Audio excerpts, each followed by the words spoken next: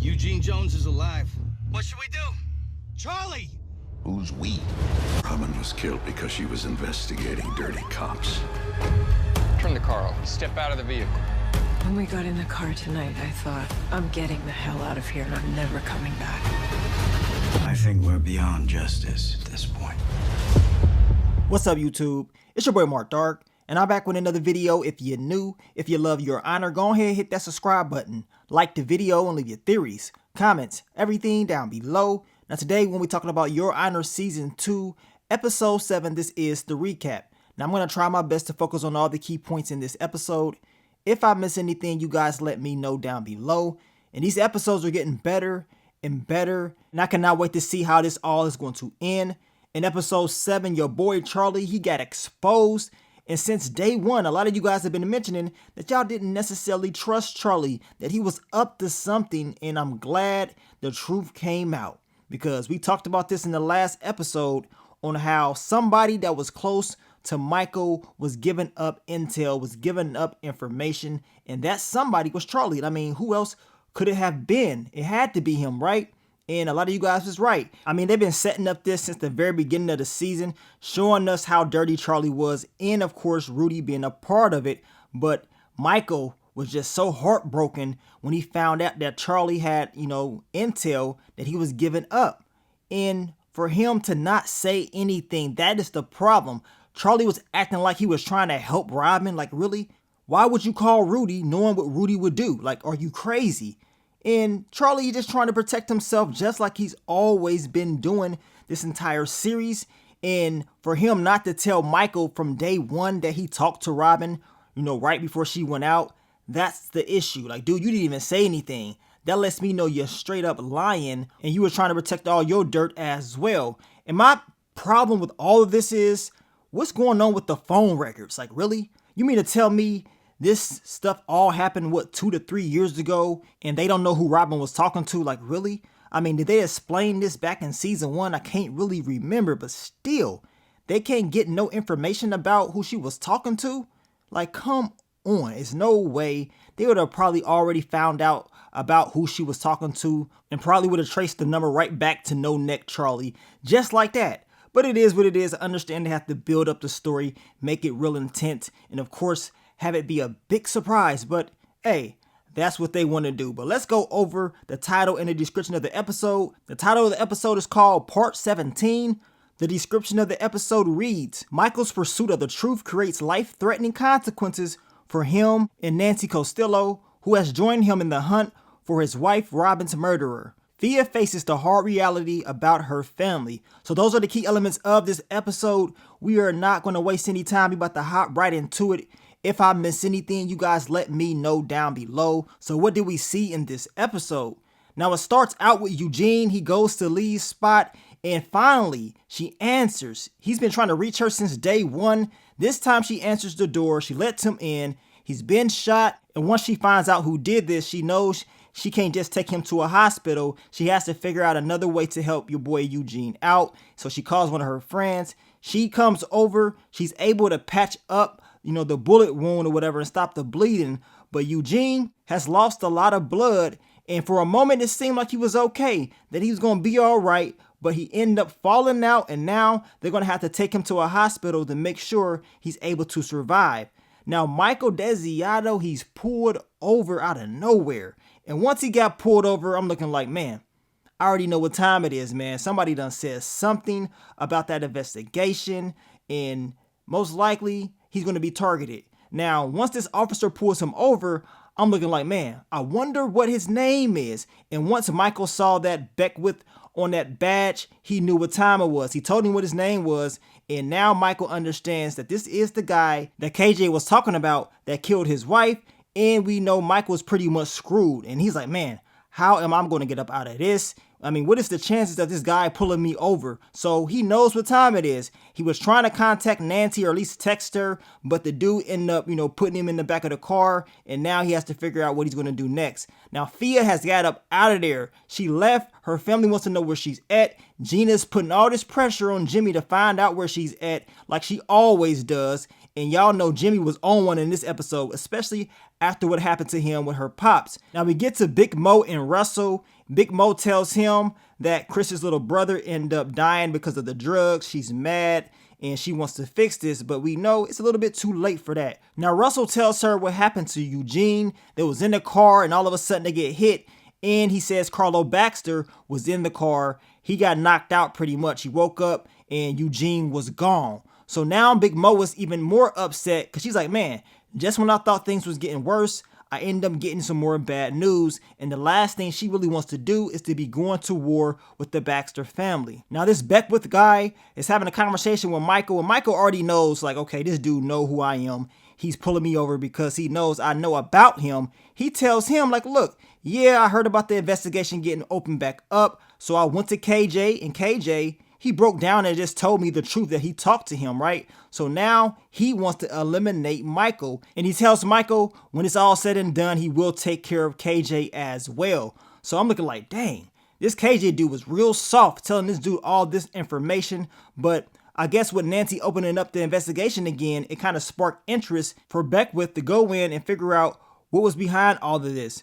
Now, we get back to Lee. She's at the hospital, and she was pulling all types of strings. She gets the lady not to give the right information about who was being brought in, because she says, look, if you tell who it is, the police, they're going to end up, taking this dude out. You know what I'm saying? He's a teenager, and he really has no chance at all. So she says he's like a 40-year-old Hispanic guy, and he's a John Doe. So that helps for a little bit, but we know Rudy, he's not going to let that go. Now, Rudy goes to Big Mo and tells her, like, look, I shot Eugene. He's still out there, and it ain't looking too good. He needs help. Big Mo ain't trying to hear it. You know what I'm saying? She's like, look, that's on you. You did all this dirt, and it's going to come back on you. She ain't got nothing to do with it. So now Rudy is even more pissed off because he's trying to clean up all this mess. He went out. He got the dead body, talking about it was Eugene, and now seeing that Eugene is alive and he's still on the loose, it's going to make your boy Rudy look bad. The doctor that said it was Eugene, it's going to make them all just look bad, and he's pretty much screwed over. So, of course, he is trying to clean up all of his mess, but we know he's not going to be able to. Now, we see little Mo. He is recovering still, and he really wants to get back in good with the desired crew. But after what happened to him, he's kind of having second thoughts, but he still wants to show his respect to Chris's family. Now, speaking of respect, your girl Big Mo goes to Chris's house. His mom's is there. She's showing her respect. And they pissed off, like, really, like, why would you even show up? We know Big Mo was the one that told them to go out there and sell them drugs, even though she was told, look, we shouldn't be doing that. She still went out there and did it. And of course, Chris is telling her, like, look, I don't think you really should be here right now. And we see Big Mo give him some money to take care of everything, but it doesn't really matter. I mean, his little brother is gone, and now everybody probably is not going to really want to work with you, especially after what just happened. Now, Rudy is checking in to see if anybody has reported a shooting, and the information that he has is not about Eugene. He has information about a 40-year-old Hispanic, but he said, you know what, I'm going to still check up on this and see if this is true.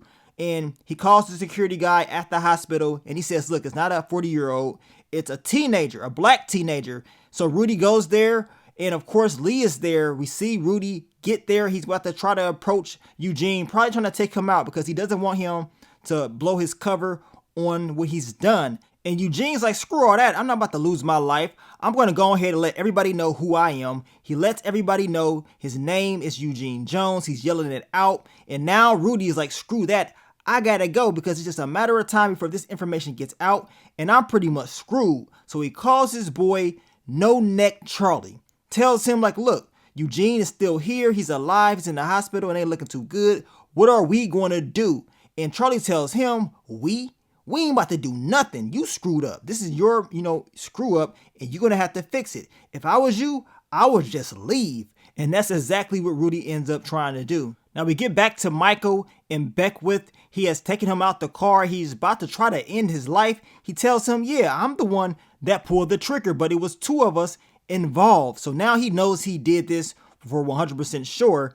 And we see Beckwith pull out his OJ gloves. The same gloves the boy KJ was talking about he saw when the shooting happened, and he's about to take Michael out, and then your girl Nancy, she pops up. I knew Nancy was going to pop up, and she shoots him, And Michael tells her, like, yeah, he was the one that killed Robin, and he told me it was somebody else involved. She was about to call it in, but she waited a little bit. She stepped on the wound and asked this dude who was he with. He wouldn't say anything. She grabbed his phone, used the Face ID. She got in there, and she seen that he called this one number, and that one number that he continued to call was Rudy. So she plans on approaching him by the end of the episode.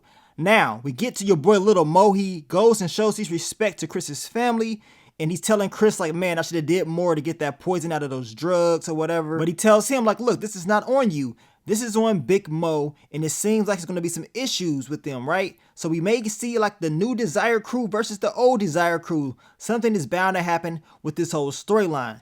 Then we get to your boy Jimmy Baxter. He's made the deal with the family that we saw last week about those ports and the property.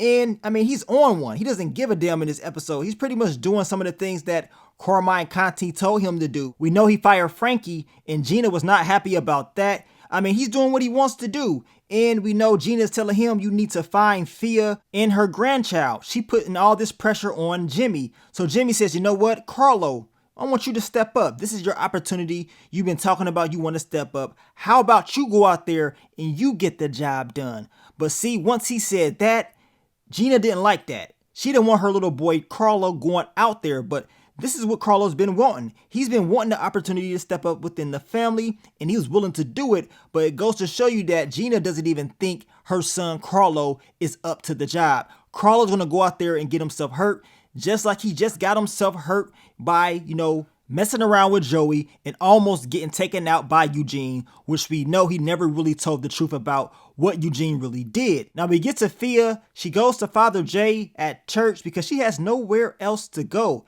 As Jimmy Baxter explained earlier, he says she's going to come back. She ain't got nowhere to go. Father Jay is pretty much giving her advice. He's telling her about his life and how his parents forced him to do things that he didn't really want to do. I mean, he's pretty much just telling her, what she could do as far as where she's going to stay. He tells her that she does belong in a place, and maybe it's a place that she's not always been, right? So once he said that, I'm looking like, okay, I already know where she's going to go. She's going to go to Michael's spot and try to stay with him because she doesn't like her family. We already seen like the connection between the two this season. They've been building it up, and I knew she will approach Michael by the end of the episode. Now, y'all let me know. Do y'all think it's some chemistry between Father Jay and Fia? Because I'm seeing it. I mean, she be smiling and everything. We know Father Jay, he likes her. For a moment, I thought Father Jay was going to be like, well, you can stay here with me. You know what I'm saying? You can kick it. I got you. But that didn't happen. I'm just saying it's definitely some type of chemistry between the two. Then we get to Nancy. She finally approaches Rudy.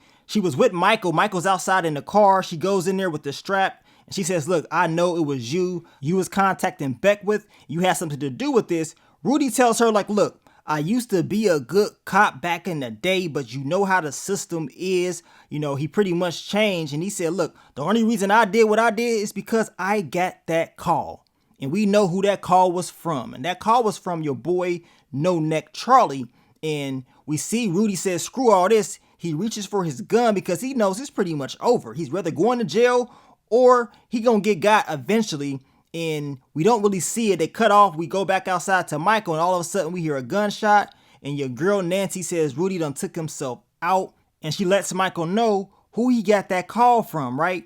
Michael goes and he approaches No Neck Charlie, tells him, look, you let Rudy know what time it was. Like, you told him about Robin. And he's like, look, I only told him about Robin is because Robin needed help about, police and all that stuff. So, of course, that's how she got his contact. And he was just trying to help her out. Like, really? You was trying to help her out? Knowing what Rudy does? And Charlie was like, well, that's just the guy I call. He's my friend. And Michael was like, well, was he the guy you called when you needed help to eliminate that car? And Charlie was like, yeah. He said, look, I was just trying to help Robin. She called me. She needed help. She needed, some intel on the police. And she, of course, got the contact of Rudy. This man literally called Rudy and let him know what time it was. Like, why would you call him knowing what he does? See, this is what Michael was talking about. He said, you didn't put the dots or connect the dots. Like, what are you doing?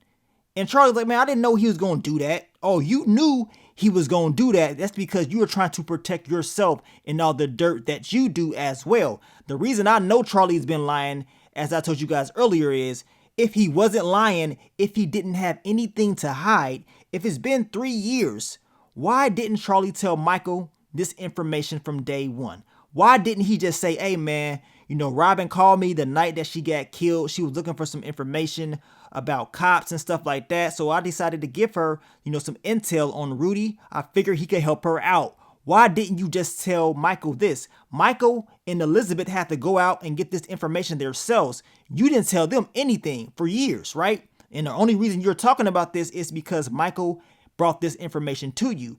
That lets me know Charlie is definitely a dirty dude, and he has no neck, and he cannot be trusted. Michael was pissed off.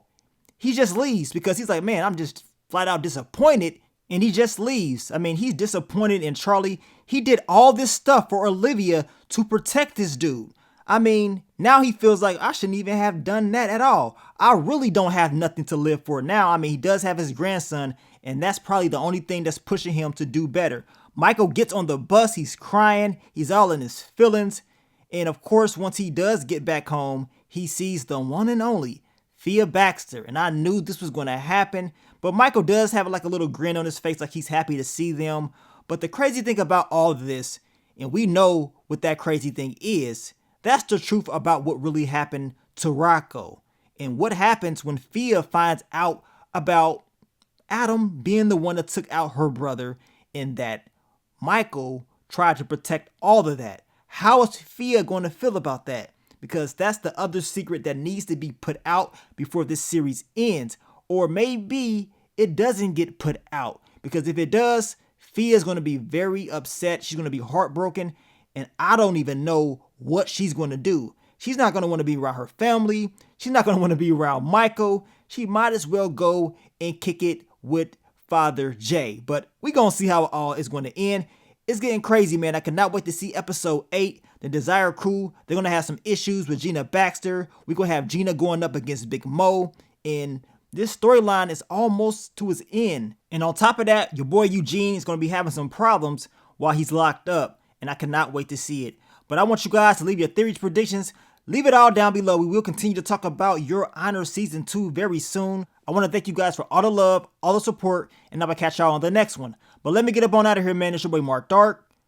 I'm out. Peace.